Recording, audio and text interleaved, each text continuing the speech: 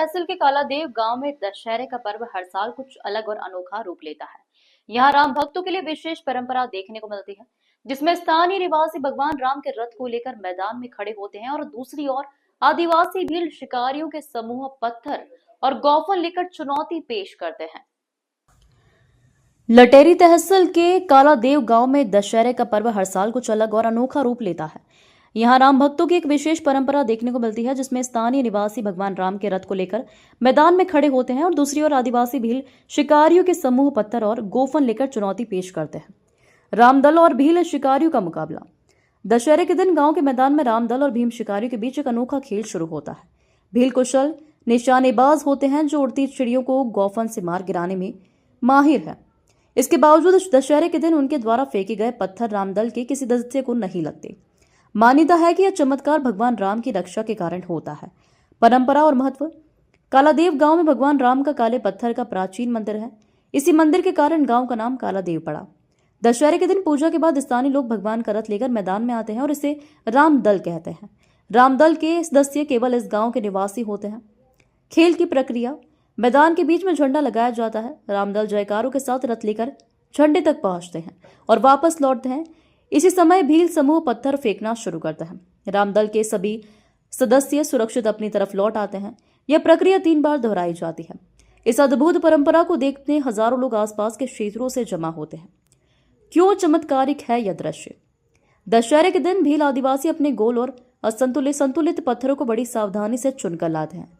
इनके निशान इतने सटीक होते हैं कि आम दिनों में कोई भी नहीं बच सकता, लेकिन भगवान राम की कृपा से उनके पत्थर रामदल को नहीं छूते और यह दृश्य हर साल चमत्कारिक लगने वाला अनुभव बन जाता है। सदियों पुरानी परंपरा। यह परंपरा सैकड़ों वर्षों से चल रही है और ग्रामीणों का मानना है कि दशहरे के दिन भगवान राम अपने भक्तों की रक्षा करते हैं। यह न केवल धार्मिक आस्था का प्रतीक है, बल्कि सांस्कृतिक और ऐतिहासिक महत्व भी रखता है। युद्ध के बाद इस क्षेत्र के लोकप्रिय विधायक उमाकांत शर्मा के द्वारा भगवान राम और रामदल के सभी सदस्यों का स्वागत विजय तिलक किया जाता है। इस राम रावण युद्ध को देखने प्रदेश के कोने कोने से लोग आते हैं। सिरोंज और लटेरी विधानसभा के विधायक के साथ हजारों की संख्या में लोग इस युद्ध को देखने आए। हमने स्थानीय निवासी ग्राम के पुजारी से बात की। उनके द्वारा इस प्रथा पर विस्तार से जानकारी दी गई।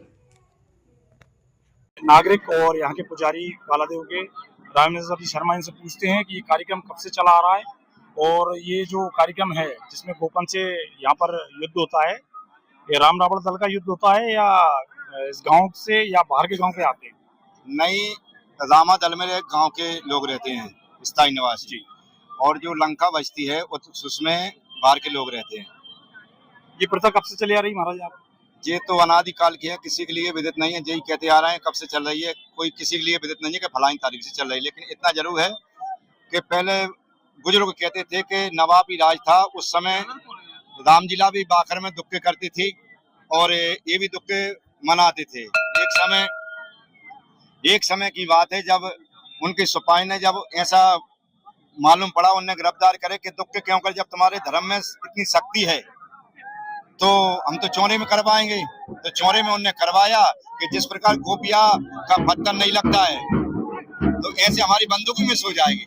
कहा जाता है कि नवाबी समय पे यहाँ पर बंदूकों से ये हमला किया जाता था। वही बता रहा हूँ, तो उन्हें बंदूक चलवाई। जब तुम्हारा पत्थर अचूक हो जाता है तो हमारी बंदूक भी हो सकती है। तो भगवान का हाथ जोड़ के यहाँ पर आज तक इस राम रावण युद्ध में कोई घायल हुआ या कोई नहीं हुआ। कोई भी आज दिन तक रिकॉर्ड है, कोई भी घायल नहीं हुआ, ना कोई हॉस्पिटल में गया, ना कुछ भी है।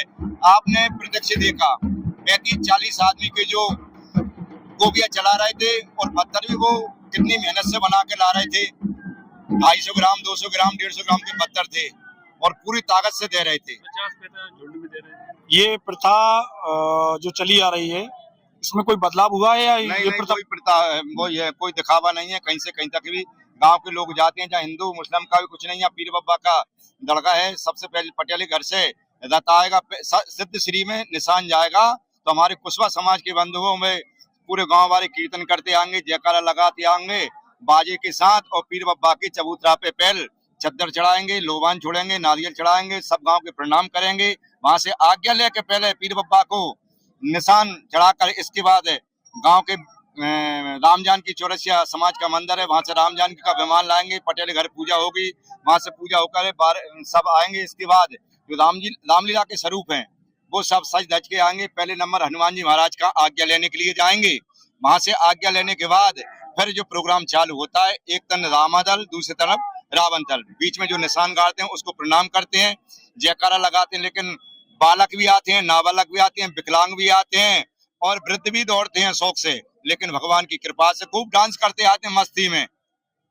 यहाँ पर रामायण का मंचन होता है, रामलीला हाँ, होती है या हाँ। 9 दिन या केवल ये कार्यक्रम अकेला होता है? नहीं, 9 दिन तक रामलीला होती है। स्थायी निवासी जो गांव के हैं वही रामलीला का मंचन करते हैं। बहुत बहुत धन्यवाद गुरुजी। जय श्री राम। जय श्री राम।